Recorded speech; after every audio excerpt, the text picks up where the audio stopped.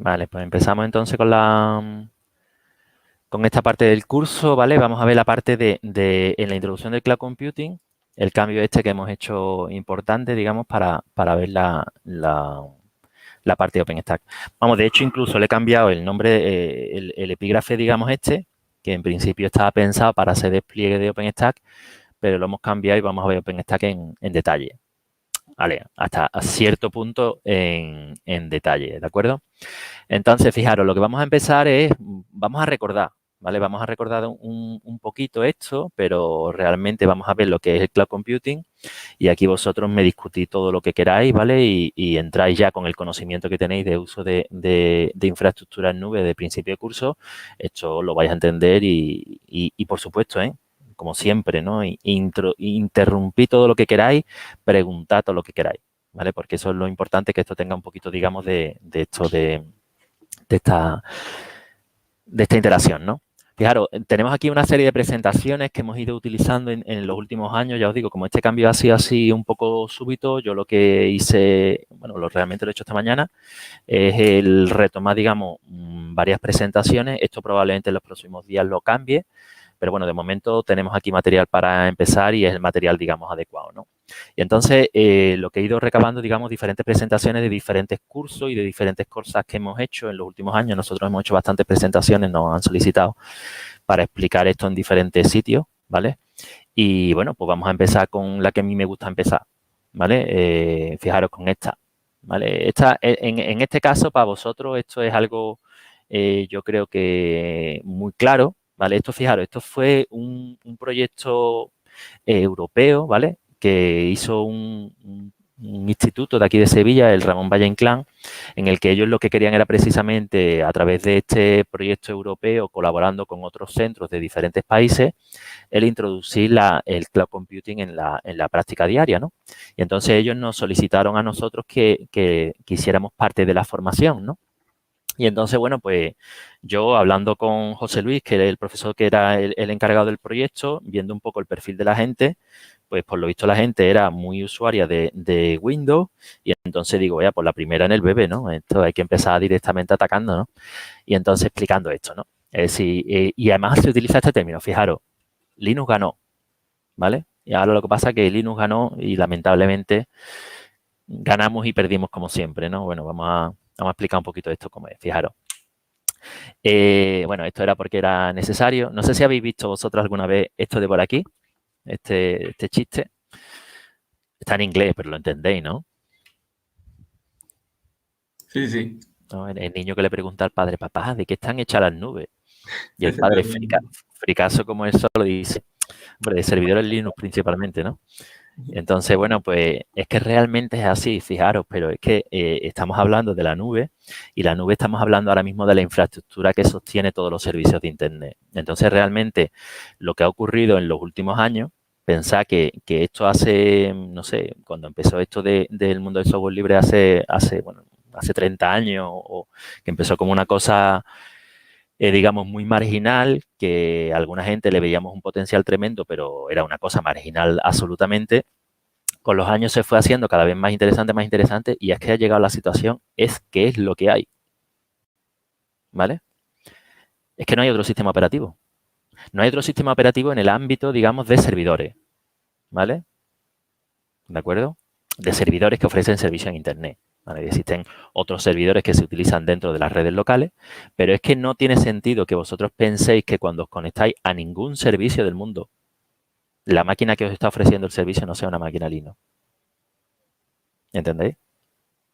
Todo Internet completo, ¿vale? ¿Habrían comentado algo? Ah, vale. Sí, básicamente tenemos dos participantes que por favor que se pongan el nombre para tenerlos identificados. Bueno, hay uno que no se lo puede poner porque es el que está grabando la sesión. ¿Vale? Ah, Los vale, otros vale. sí. Había varios, ¿vale? Venga, entonces, fijaros, ahora mismo la situación que ocurre es que realmente en cada... Bueno, esto, lo único que la presentación esta tenía que estar en inglés, pero bueno, la situación que ocurre es que todo lo que sea innovación en el campo de la informática, ¿vale? Realmente se hace utilizando Linux como sistema operativo y software libre. Los desarrollos se hacen con software libre y el sistema sobre el que se montan es Linux. Y luego se migran o se cambian a otro sistema. Esto es un cambio radical con lo que ocurría antes, para que lo entendáis. Hace unos años los desarrollos se hacían sobre Windows y si acaso luego se migraban para utilizarlos en Windows. Estamos hablando desde el punto de vista de sistemas y desde el punto de vista de servidores, ¿eh? Pero, por ejemplo, ya lo habéis visto, es decir, ¿yo puedo utilizar Docker en Windows? Sí, pero el soporte para Docker de Windows es una ñapa, porque es una ñapa, ¿vale? Pero además una ñapa que se metió 5 años después de que Docker saliese. ¿Entendéis? Y eso además es lo habitual. Es decir, ¿puedo yo montar Kubernetes en Windows? Ahí están haciendo algo. Pero eso es, ¿sabes? Eso está metido ahí con calzador, ¿entendéis? Su sitio nativo donde realmente esto funciona, para donde se desarrolla, donde siempre tenemos las últimas versiones, esto es Linux y utilización de software libre. ¿De acuerdo? Y entonces eso, Cloud Computing, que ahora mismo, digamos, es lo que se utiliza, es el sustento de la mayoría de las aplicaciones, de la mayoría de los servicios que hay, pues se maneja en Linux Server. Y tenemos el caso, digamos, más significativo, que es Azure. Azure, como sabéis, es la nube de infraestructura de Microsoft. Y lo que corre en Azure son servidores Linux. ¿Vale? Que eso hace años sería impensable. Y es lo que hay. ¿Por qué? Bueno, pues porque los servidores Linux pues son más versátiles, son más ligeros, son más y permite, digamos, que se adapte mucho mejor a esta demanda que tiene este tipo de uso, ¿no? Entonces, así como Windows ganó en los equipos de escritorio, en este ámbito, evidentemente, los equipos de escritorio siguen siendo Windows. Es decir, eso es impensable, digamos, que los servidores, que los equipos de escritorio mayoritariamente vayan a ser máquinas Linux. Bueno, tendría que cambiarse lo que es un equipo de escritorio y ser un tipo Chromebook o algo así, ¿no? Para que realmente ahí Linux fuera significativo, ¿no? Pero mientras sigan siendo equipos, mientras sigan siendo ordenadores, ahí eso es un campo perdido para Linux. Pero ¿realmente eso es un campo significativo o importante hoy en día? Vamos, de hecho, la propia Microsoft ya tiene claro que su campo de inversión, su campo de desarrollo no es el escritorio. El escritorio lo único que puede hacer es ser un sector cada vez más pequeño, cada vez menos significativo. ¿De acuerdo? Bueno, ya veremos, ¿no? Porque también esto a lo mejor cambia, ¿no? Cambia, a lo mejor la gente deja de utilizar tablets y teléfonos móviles como dispositivos y empieza otra vez a comprarse portátiles o equipos de sobremesa. Pero no tiene pinta, ¿vale? Entonces, las máquinas del cloud lo que son es servidores Linux, ¿vale? Pero, y aquí viene el de esto, realmente, aunque sean máquinas Linux, tú controlas poco el sistema. El sistema al final te da un poco igual. No sé si entendéis lo que quiero decir. Es decir, realmente se ha establecido el uso de los servicios con sistemas operativos Linux. En muchos de esos casos se utiliza software libre, pero sin embargo el servicio que se ofrece, que es lo que realmente yo utilizo, no lo es. Con lo cual realmente Linux ganó, pero quizás no ganamos nosotros. O no, quizás no terminamos, digamos, de conseguir una situación, y de hecho no lo es, la situación ahora mismo del uso de servicios de informática en nube, no es ni mucho menos una situación en la que tengamos ventaja a los usuarios y en que los usuarios tengamos una libertad de elección y de uso y demás que sea, digamos, mejor que lo que había. Porque ahora mismo son los datos lo que es relevante y los datos están cautivos, vamos. Porque los datos no tenemos control sobre ellos, ¿no? Con lo cual, realmente, la situación inicialmente, mucha gente del software libre lo veía como una cosa maravillosa, esto de cloud computing, porque iba a utilizarse Linux, porque iba a utilizarse software libre y porque iba a utilizarse bla, bla, bla. Pero al final tienes, si lo utilizas en software como servicio, realmente no controlas nada. Porque tú lo que estás haciendo es, por ejemplo, pensar, cuando yo estoy utilizando cualquier servicio de Google corre sobre máquinas Linux, corre sobre servicios, sobre aplicaciones que son software libre, pero sin embargo yo no utilizo la aplicación. Yo no tengo acceso a la aplicación, yo no tengo acceso al sistema operativo, yo lo que tengo acceso es a la aplicación de alto nivel y la aplicación de alto nivel la controla Google.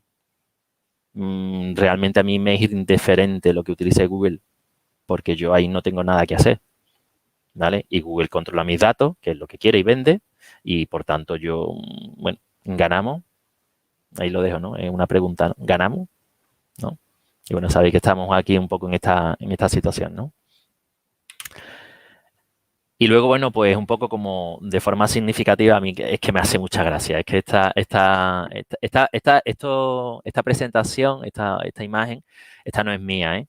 Esta bueno, eso fue hace varios años, muy significativa porque la sacó Satya Nadella, que es el CEO, ¿no? de Microsoft, es decir, el jefazo de Microsoft, el que sustituyó a Steve Ballmer.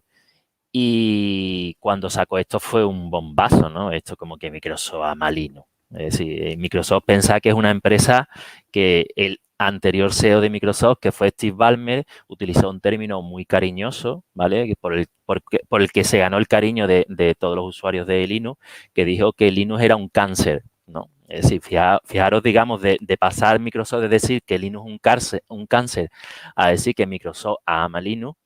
Fijaros si han cambiado el plan, ¿no?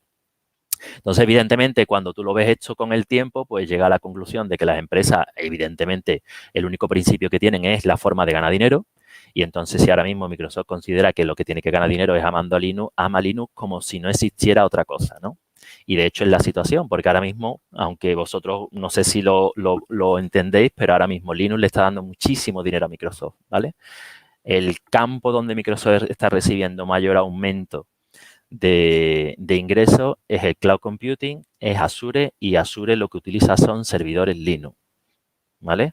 No existe una distribución de Microsoft, Microsoft tampoco la necesita, probablemente la pueda hacer antes o después y no pasa absolutamente nada. Y ya os digo, las empresas cambian, las empresas donde dice antes esto es un cáncer, ahora resulta que esto es maravilloso, porque simplemente antes era competencia para mí y ahora es un sector donde yo hago dinero, ¿vale? Y ya está. Y no pasa nada, ¿no? Y lo dicen así con toda la frivolidad que queráis y ya está, ¿no? Y sin embargo, otra gente se toma estas cosas muy a pecho, digamos, discutiendo con las empresas, y al final discutir con una empresa de este tipo de cosas, pues es una tontería, ¿no? Porque las empresas no están en el mismo aspecto o no lo ven las cosas del mismo modo que vosotros, ¿no? Entonces, ¿no? Pues simplemente, ¿no? Un poco de conclusión, lo que pasa es que vosotros eso sí lo tenéis claro, es decir, para realmente meternos en esto del tema de cloud computing, sí o sí tenemos que manejar Linux, ¿vale? Tenemos que manejarlo desde línea de comando porque es el entorno natural para trabajar con esto. Es decir, cuando nosotros trabajamos con cualquier infraestructura en nube o con cualquier servicio en nube, realmente la forma de trabajar desde un punto de vista profesional es hacerlo al modo que se maneja Linux. Es decir, desde línea de comando, utilizando shell, utilizando parámetros, programando, gestionando APIs hoy en día, todo ese tipo de cosas que vosotros ya estáis al tanto, ¿vale? Bueno, esto un poco yo creo que presentación en vuestro caso es fácil, digamos, de entenderlo, porque en ese sentido, bueno, pues lo tenéis claro. Pero bueno, no quería o me parecía pertinente, digamos, también comentarla, ¿vale? Ya vamos un poquito más en detalle, seguimos con las presentaciones, digamos, de este curso, ¿vale? Vamos a utilizar las iniciales y luego utilizaremos otras en la que, bueno, vamos a ver esto de cloud computing. Esto lo hemos visto, ¿de acuerdo? Esto lo hemos visto lo del cloud computing, ¿de acuerdo? Pero vamos a verlo otra vez, ¿vale? Vamos a verlo muy rápidamente y, bueno, a mí me hace gracia este gráfico esta imagen que pusieron, no sé de quién es, si no hubiera puesto la referencia. Es decir, no hay cloud, el cloud no existe, bueno, eso vosotros lo sabéis, simplemente es el ordenador de otro, ¿no? Y es así, ¿no? Es decir, que cuando alguien dice, no, es que esto está en el cloud, ¿vale? Esto está en el ordenador o de otra persona o de una empresa, ¿no?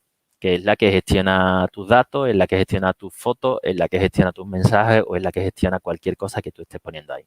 Y eso es algo que hay que tener presente y vosotros como técnicos es algo que tenéis que tener presente siempre, ¿vale? Porque vosotros en un determinado momento vais a tener que tomar la decisión o participar en la toma de decisión de una empresa sobre si algo se pasa a nube o no, ¿de acuerdo? Y claro, eso es cierto, ¿vale? Eso es totalmente cierto, es decir, no existe la nube, no es más que el ordenador de otro. Eso es cierto siempre cuando estamos hablando de nube pública. Es decir, cuando hablamos de lo mismo, pero de nube privada, ¿vale? Básicamente es la misma forma de trabajar en nube que en nube pública, que fue quien introdujo, en nube pública fue donde se introdujo el modelo, pero sin las implicaciones de pérdida de control de los datos que tiene nube pública. ¿De acuerdo? Entonces ahora hablaremos justamente de esto, ¿no? Es decir, las características fundamentales y lo que definen que algo es cloud computing es esto. Es decir, es un servicio bajo demanda, pero es un autoservicio. ¿Qué significa? Es decir, que cuando yo quiero darme de alta en un servicio en nube, no tengo que esperar ninguna actuación manual de la otra parte. Es decir, simplemente yo me doy de alta en el servicio que sea, al nivel que sea, a bajo nivel, a alto nivel de infraestructura, de la aplicación que sea. Yo me quiero dar de alta para jugar a un jueguecito online, ¿de acuerdo? Y ese jueguecito online, yo meto no sé cuánto y yo me doy de alta y a partir de ese momento yo puedo utilizarlo, eso de alguna manera tiene una característica, a lo mejor no la tiene toda, pero tiene una característica de servicio en nube, ¿de acuerdo? Se accede a través de una red, ¿no? Una red de banda ancha, es decir, normalmente se accede a través de Internet, no tiene por qué ser Internet, es decir, puede ser perfectamente una red local y podría ser también características de nube. Y lo que tiene son los recursos, están almacenados en, vamos a llamar ese término, ¿no? En un pool, ¿de acuerdo? Un pool, es decir, que nosotros no vemos los servicios, los recursos, no los vemos individualmente, sino lo vemos como eso, como un conjunto total de recursos que nosotros podemos utilizar lo que nos hace falta. Vosotros pensad, por ejemplo, en ese recurso como la capacidad de mi buzón, ¿vale? Si yo estuviera utilizando un servicio en nube que fuera, por ejemplo, un servicio de correo electrónico. La capacidad de mi buzón, ¿cuánto es? ¿Tiene límite el tamaño de mi buzón? Al final, tu buzón va a estar almacenado en un disco duro, ¿vale? Pero no tiene por qué ser uno. Puede ser tantos discos duros como sean necesarios. Y el servicio que te ofrece el correo electrónico en nube ya te proporcionará una serie de capas por encima para que tú no veas tu buzón en un disco duro, sino que tú te veas tu buzón como una sola entidad. Y los recursos realmente que está utilizando tu buzón pueden estar repartidos en diferentes discos duros, en diferentes equipos, en diferentes centros de datos, en diferentes continentes. Y para ti eso es transparente. Lo ignoras absolutamente. ¿De acuerdo? Otra característica fundamental del cloud computing es que tiene que tener elasticidad. Es decir, esos recursos que se ofrecen pueden crecer o decrecer de manera prácticamente inmediata. Es decir, el tamaño de mi buzón de correo electrónico puede ser que yo tenga ahora mismo 20 megas, pero si necesito 20 gigas tengo que tener posibilidad de estirarlo a 20 gigas. Y si después necesito reducirlo otra vez a 20 megas, tengo que tener la posibilidad de hacerlo. Eso se llama elasticidad. El cómo se hace eso, el cómo se consigue eso, hay diferentes técnicas debajo, ¿de acuerdo? Pero bueno, y luego de alguna manera ese servicio se controla, se mide y en el caso de nube pública normalmente lo que se hace es que se paga por uso. Es decir, tantos recursos de este pool utiliza elásticamente, tanto paga. ¿De acuerdo? Eso digamos por un poco, digamos, por caracterizar sea cual sea el servicio. Y hay algunos servicios que se ofrecen como servicios nube que no lo son, pues por ejemplo, porque no son elásticos. ¿Entendéis? Es decir, por ejemplo, la instancia que tenéis vosotros en OVH no es propiamente un servicio en nube. ¿Por qué? Pues porque no es elástica. ¿Entendéis? Realmente por debajo, fijaros, realmente por debajo vosotros estáis utilizando una instancia de OpenStack. OVH tiene OpenStack, ¿vale? Y ellos lo que pasa es que lo manejan internamente. ¿De acuerdo? Y lo tienen más o menos automatizado o muy automatizado, pero realmente cuando accedes a través de esas instancias vosotros, esos VPS, como no tienen acceso directamente al OpenStack, no son elásticos, ¿de acuerdo? Requieren cierta intervención manual de un operador o de una verificación que hace que no sea elástico. También hay una característica, es que hay algunos servicios que para que sean elásticos y para que sean automáticos y no requieran ninguna intervención, necesita que tú pongas tu tarjeta de crédito allí. ¿Por qué? Porque en otra situación tienen que hacerla, cuando tú quieras hacer un cambio, tienen que hacerte una comprobación mediante un cargo bancario, de que efectivamente tú puedes pagarlo. Si tú pones tu tarjeta de crédito allí, ya la han verificado y entonces tú dices a este, sin problema ninguno, ¿cómo va a pagar? Ya tengo yo la tarjeta y le hago el cargo inmediatamente, pues ya está. ¿Entendéis? ¿Vale? Pero tiene que tener esas características, ¿no? A ver, bueno, los modelos de servicio ya lo conocéis, es decir, dependiendo de qué se ofrezca, se habla clásicamente de 3 tipos, ¿vale? De SaaS, de PaaS y de IaaS. Y si me apuráis, de 2.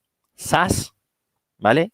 E IaaS. ¿SaaS qué es? SaaS es software como servicio. Lo que una empresa ofrece, ¿vale? Para, para que una aplicación, en lugar de tú instalártela en tu ordenador, lo que haga es utilizar una aplicación que está en la nube. Esto es lo que para cualquier hijo de vecino es la nube. SaaS, software como servicio. Es decir, yo no me instalo ahora el Office en mi ordenador, sino que contrato Microsoft 365. Yo no me instalo el Office en mi ordenador y utilizo el equivalente de Google, ¿vale? Yo no me instalo en mi ordenador el Photoshop y utilizo el Photoshop en la nube, o el AutoCAD, o lo que sea. O tengo los ficheros en la nube a través de un Dropbox, o a través de un Nextcloud, o a través de lo que yo quiera, ¿entendéis? Eso es software como servicio.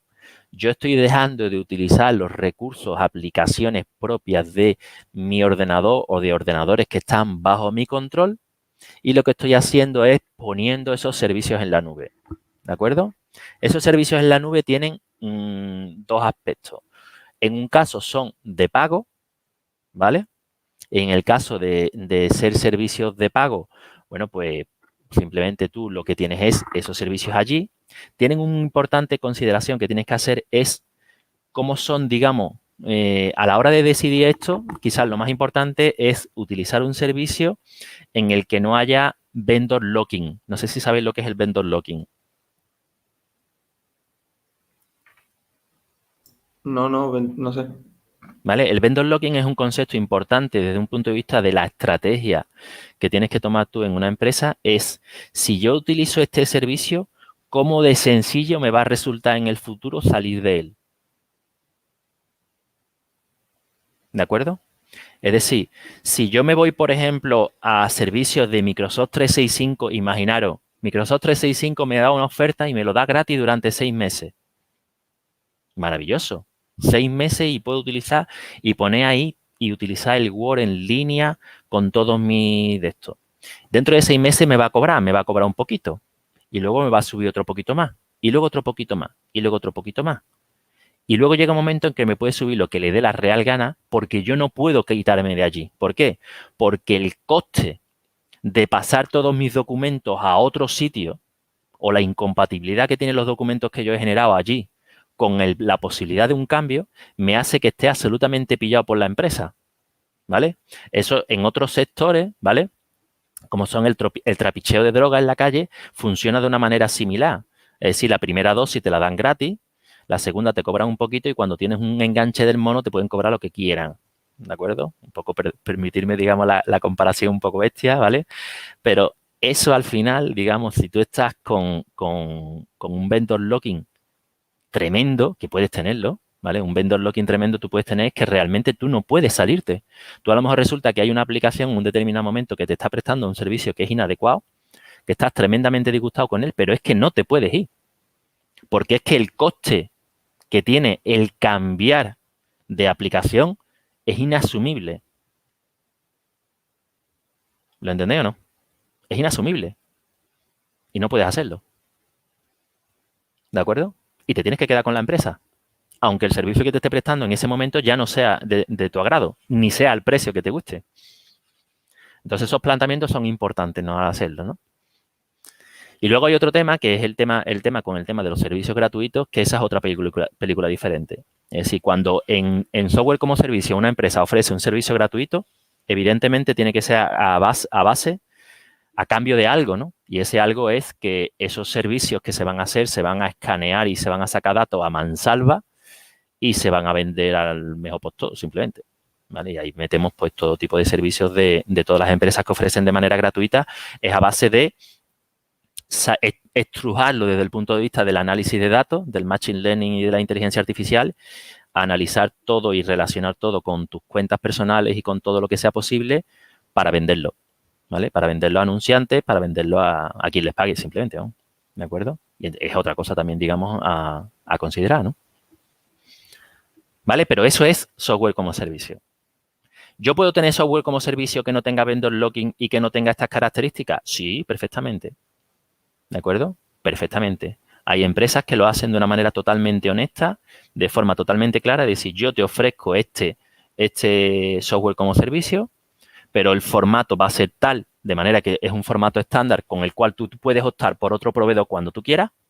Los datos, yo te voy a cobrar tanto por mantenerlo, y los datos te aseguro de que las claves de cifrado de los datos las tienes tú, son tuyas, tú las utilizas, y yo simplemente lo que hago es que te proporciono un espacio un espacio y unas aplicaciones mediante las cuales tú te tienes que olvidar de mantenerlo, porque yo pago a los administradores del sistema que lo mantienen, yo pago a los desarrolladores que hacen la aplicación y yo te cobro a ti por eso, de una manera proporcional, y además lo puedo hacer de una manera eficaz porque no solo te cobro a ti, sino te cobro a ti y a 2 millones de usuarios más.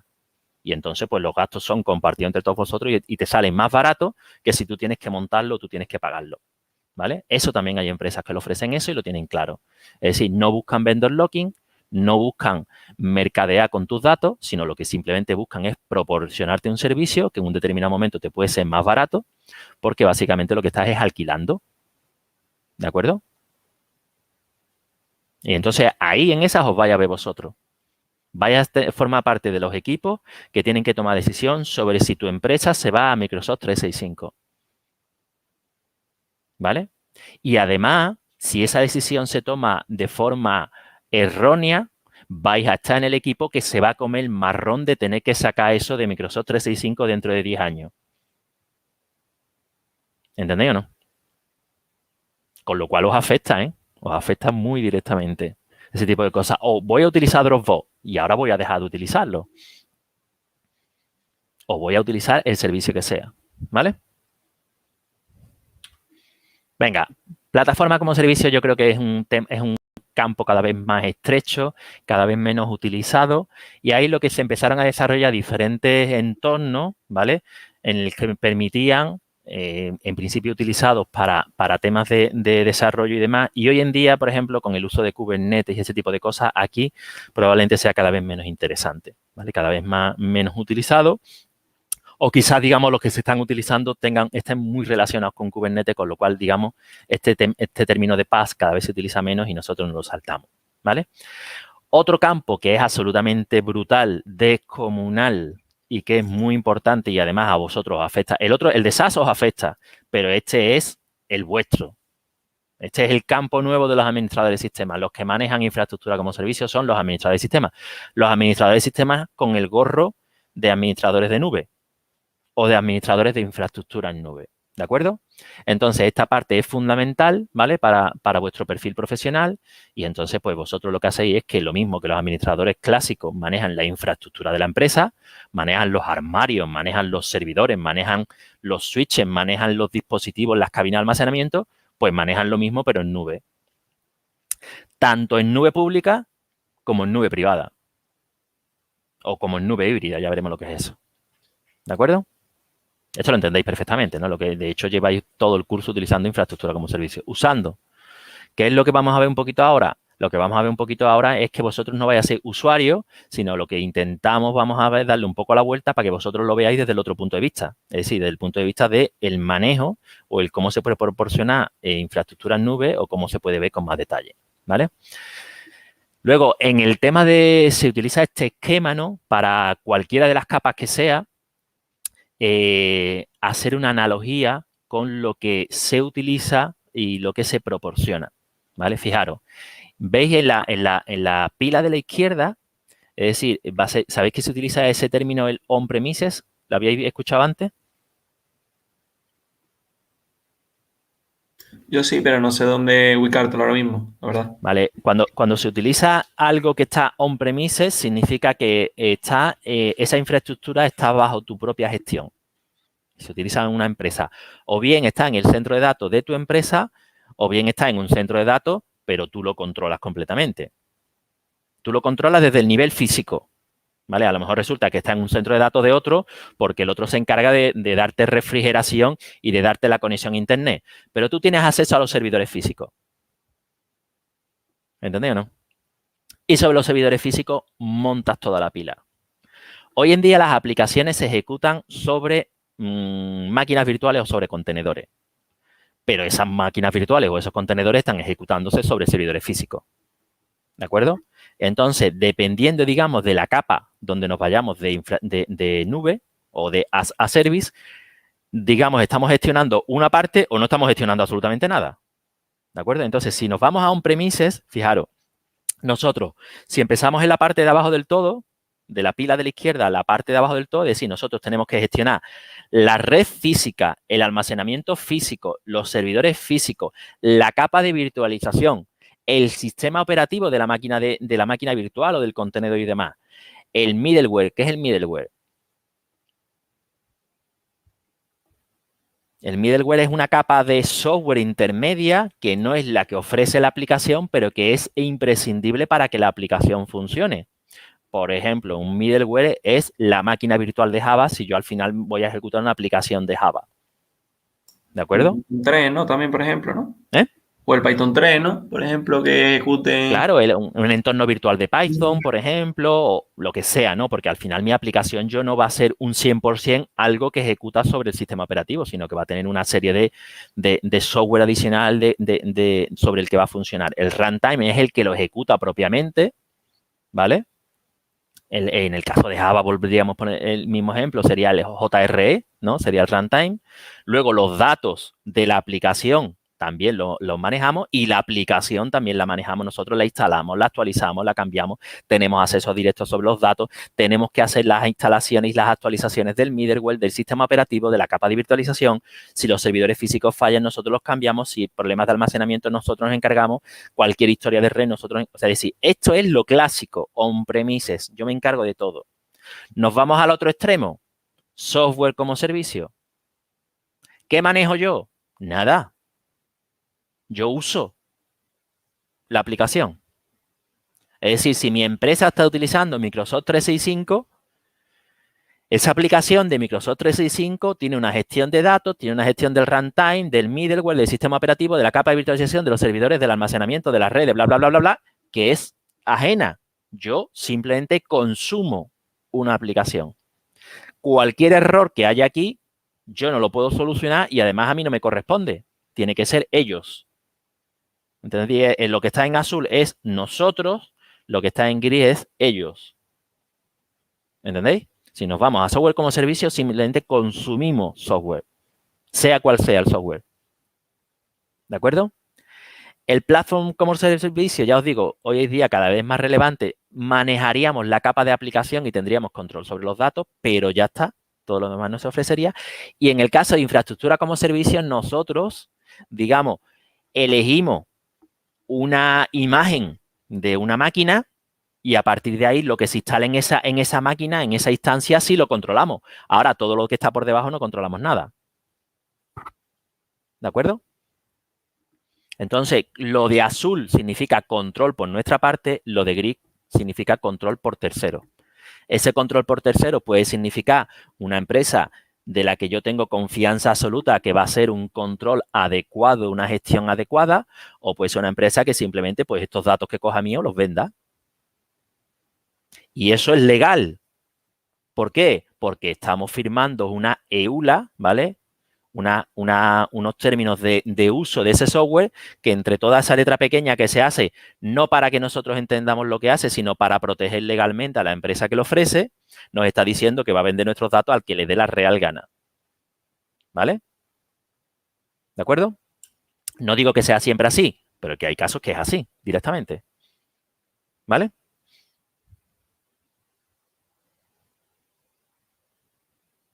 Ya se han dormido, Rafa, esta gente se han dormido todos. Que no, hombre, Alberto, estamos aquí. Venga, modelo de despliegue, ¿vale? Una cosa es que algo se ofrezca como en cloud computing y otra es cómo. Es decir, dónde se despliega, ¿no? Entonces, en ese sentido, nosotros podemos tener una nube privada de infraestructura o una nube privada de software. ¿De acuerdo? Es decir, yo puedo montar un Nextcloud y si yo monto un Nextcloud, realmente estoy, y lo monto sobre mi propia infraestructura, le estoy ofreciendo software como servicio a mis usuarios. ¿Entendéis? Mis usuarios estarían en la parte de la derecha, mis usuarios estarían en la parte sobre la derecha y estarían usando, consumiendo un servicio, pero el otro maneja sería yo o sería mi empresa. Y entonces todo esto está controlado. ¿Por qué? Pues porque yo controlo toda la capa de abajo. ¿Entendéis? O resulta que a lo mejor yo decido montar un Nextcloud, pero sobre infraestructura como servicio público. Y entonces, por lo menos, bueno, no controlo lo que está por debajo, pero sí controlo la parte azul.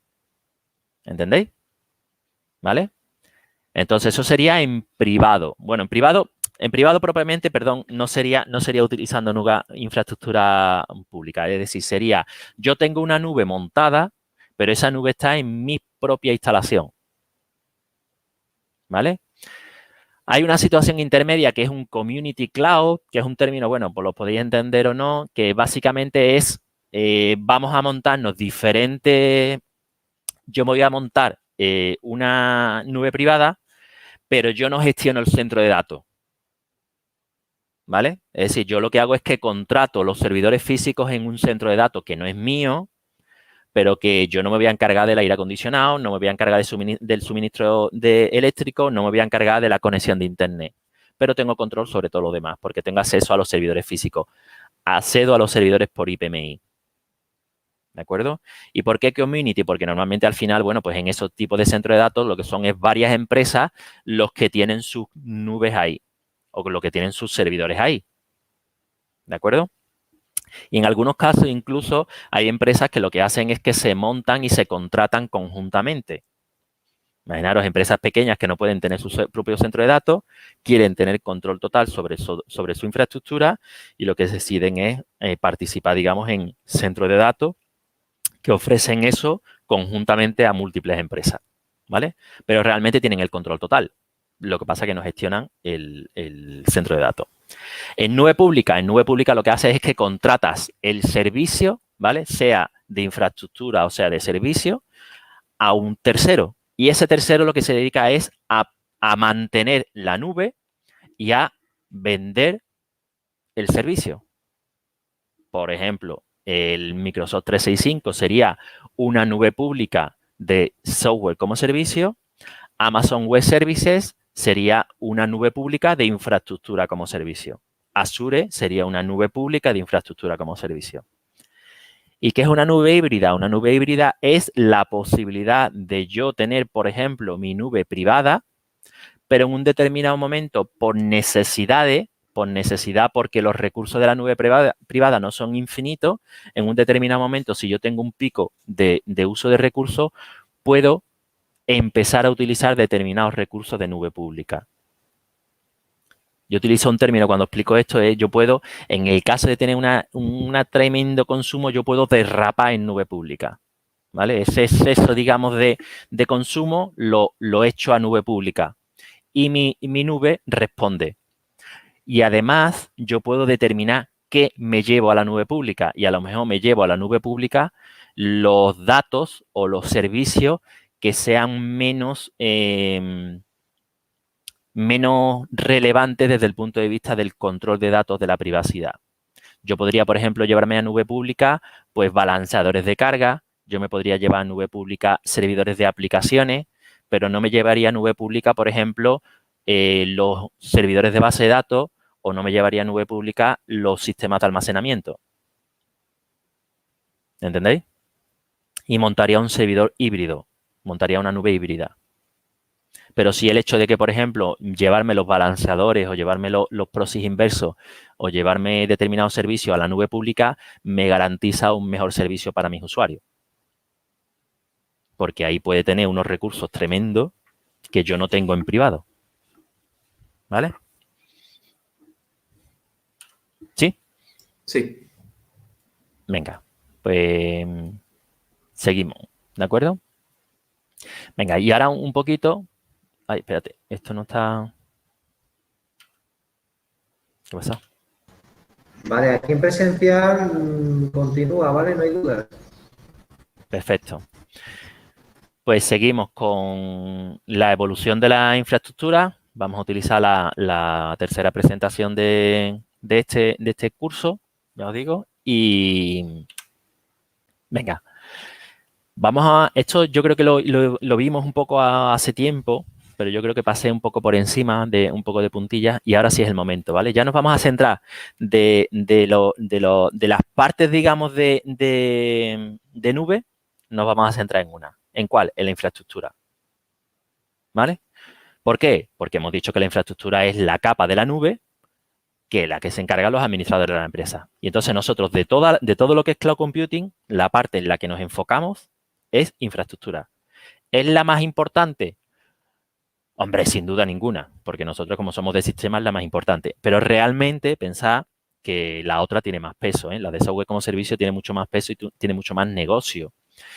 Pero realmente en la que vosotros podéis participar de forma muy activa, de vosotros en la que podéis realmente intervenir, en la que necesitáis formaros y en la que necesitáis controlar es la de infraestructura, ¿vale?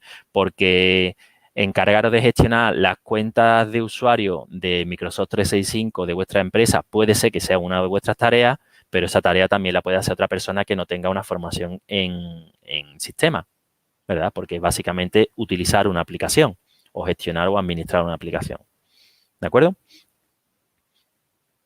Venga, entonces vamos, de todas las capas nos centramos en infraestructura. Y para ver infraestructura vamos a ver, digamos, los cambios que ha habido en los años del cómo se maneja la infraestructura. ¿De acuerdo? Venga, y esto yo creo que lo vais a entender. Y lo vais a entender además este año probablemente más que otros años. Fijaros, infraestructura tradicional. ¿Qué es infraestructura tradicional? Lo que vosotros habéis hecho con los servidores físicos este año. Habéis sudado tinta, ¿a que no? ¿A que sí, quiero decir? Sí. No solo tinta. ¿No? Eso lo entendéis, ¿no? Es decir, primero, en primer lugar, habéis sudado porque vosotros no habéis, el primer paso es decir, vosotros no habéis comprado los equipos, ¿vale? Pero entendéis, por ejemplo, que el adquirir un equipo, en primer lugar, lleva un tiempo.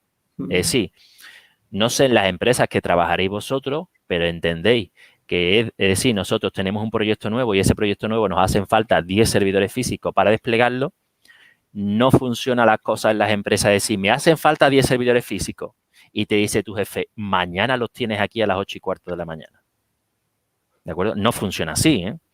Es decir, desde que se toma la decisión en un equipo de que hacen falta 10 servidores físicos hasta que los 10 servidores físicos están en la empresa, puede pasar, depende de la empresa, ¿eh? Pueden pasar 15 días, pueden pasar un año, ¿eh? ¿De acuerdo? Esos servidores físicos hay que montarlos en el centro de datos, hay que enracarlos, ¿vale? Hay que darle conexiones físicas. Tienen que estar conectados al site, tienen que estar conectados a la red, tienen que tener alimentación, tienen que tener el IPMI configurado, todo ese tipo de cosas. Eso es un rato, ¿eh? ¿Verdad? Tenemos que hacer la instalación del sistema operativo y la configuración. Tenemos que configurar la hora, tenemos que configurar que eso esté en el DNS, que bla, bla, bla, bla. El almacenamiento se lo debe proporcionar normalmente, no es el almacenamiento local, puede ser local, pero normalmente el almacenamiento no es tan local en ese servidor, sino que hay algún mecanismo, bien NAS o bien una red de almacenamiento, ¿vale? Que se lo proporciona. Y normalmente esa infraestructura es estática, ¿vale? Esa forma de trabajar, ¿por qué? Porque yo hago allí una configuración y esa configuración que hago manual la mantengo y la actualizo durante años, ¿vale?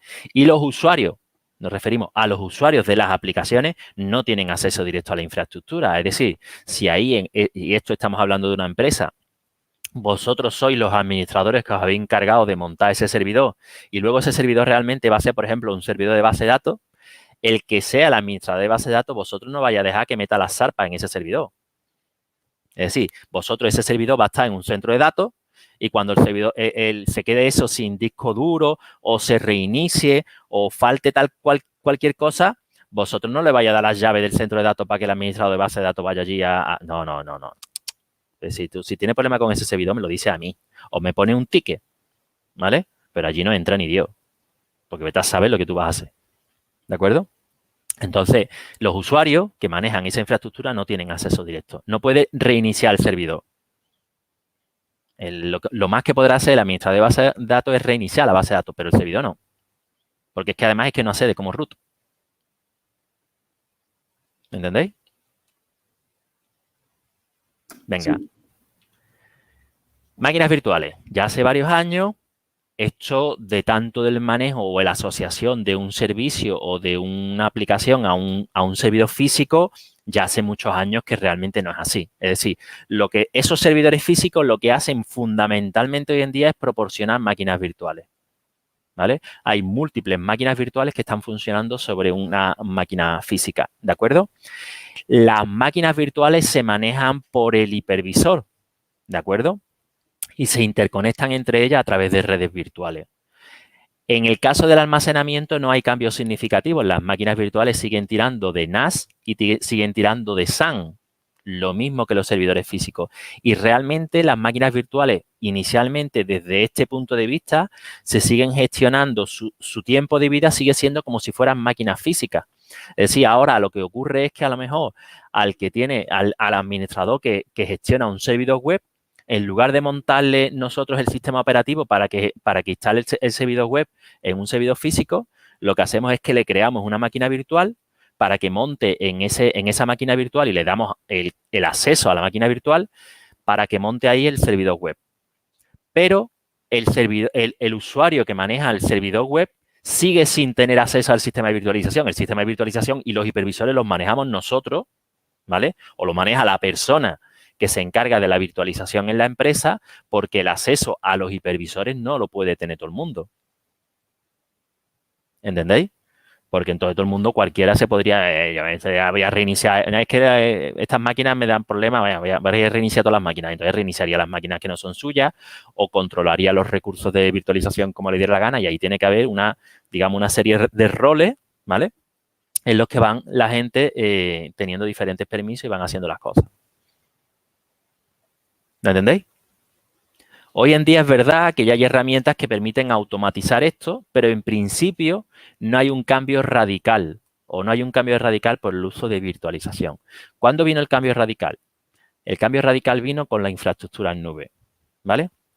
Porque la infraestructura en nube se va más allá. Realmente la infraestructura en nube lo que maneja son máquinas virtuales, ¿eh? Pero no solo maneja máquinas virtuales, sino que lo que hace es una virtualización completa de la red. No es lo mismo manejar una red virtual que hacer una virtualización de la red. ¿De acuerdo? Vosotros ya tenéis la experiencia, vosotros ya sabéis, por ejemplo, que, para que entendáis, una red virtual es un bridge software, por ejemplo. ¿De acuerdo? Pero vosotros sabéis por experiencia que en OpenStack las máquinas cuando vosotros definís las redes en OpenStack, eso tiene que ser algo más que un bridge software, ¿verdad? Sí. ¿Por qué? Porque vuestras máquinas se están ejecutando en diferentes nodos de computación y vosotros virtualmente veis que están conectadas entre sí y aisladas del resto. ¿De acuerdo? Eso es una virtualización de la red, no es una red virtual.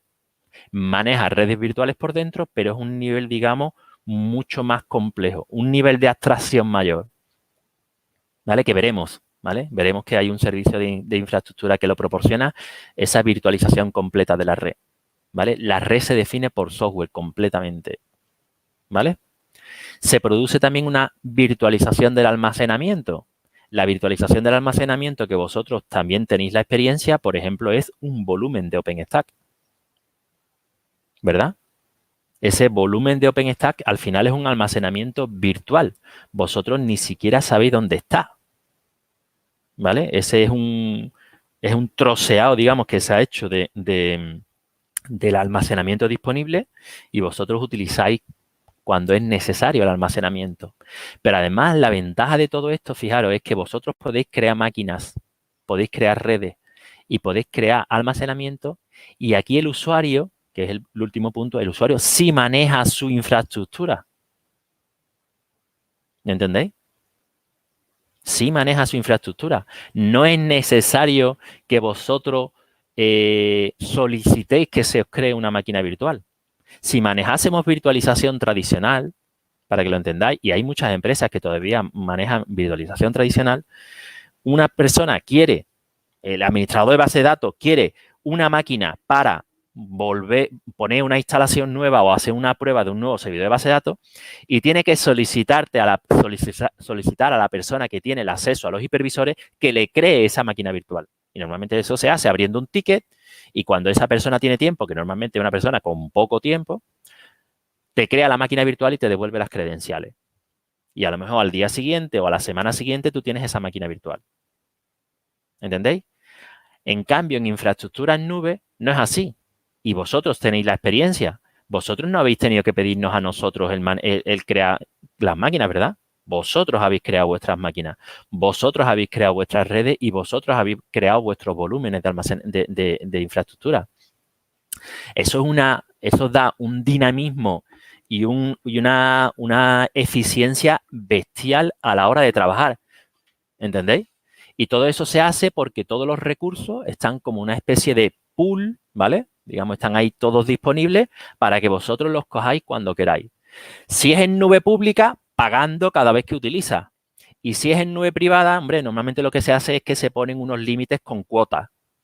¿Por qué? Hombre, porque si no pusiéramos cuotas y como los recursos son limitados, pues entonces podríamos tener a lo mejor algún usuario que en un determinado momento se le ha parecido correcto, muy necesario y adecuado levantar 40 máquinas virtuales, con lo cual hace que el resto no puedan levantar máquinas, ¿no? Porque no tienen recursos disponibles, ¿no?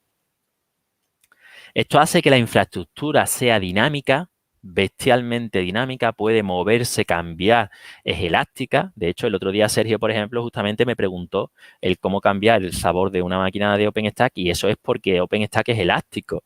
Es decir, yo le puedo cambiar el sabor, la máquina se me pasa a otro tamaño de máquina, pero es que luego se lo puedo volver a cambiar y volver al que tenía. ¿De acuerdo? Eso se hace de una manera muy rápida y se hace además, la hace el propio usuario. ¿De acuerdo? Lo único, digamos, es que tenéis que solicitar manualmente, y ese cambio sí se tiene que hacer manualmente, si superáis la cuota. Pero evidentemente eso es por una limitación en principio en nube privada. En nube pública no tenéis esa limitación. Bueno, el único tenéis otra limitación, no sé si es más importante o no, que es el límite de vuestra tarjeta de crédito. Entonces, esa limitación, bueno, en este caso, ninguno de vosotros tenéis el más mínimo problema en el límite de tarjeta de crédito, por lo cual no es ningún tipo de limitación. ¿Vale? ¿Entendéis, no? Y además yo creo que con el uso que habéis hecho ya de infraestructura en nube, esto lo tenéis clarísimo. ¿Sí? Sí, sí. Vale. Pues bueno, esto sería en principio lo que es la introducción a toda la parte de infraestructura de manera general, perdón, de cloud computing y empezaríamos ya propiamente con lo que es la introducción a OpenStack. Si os parece, para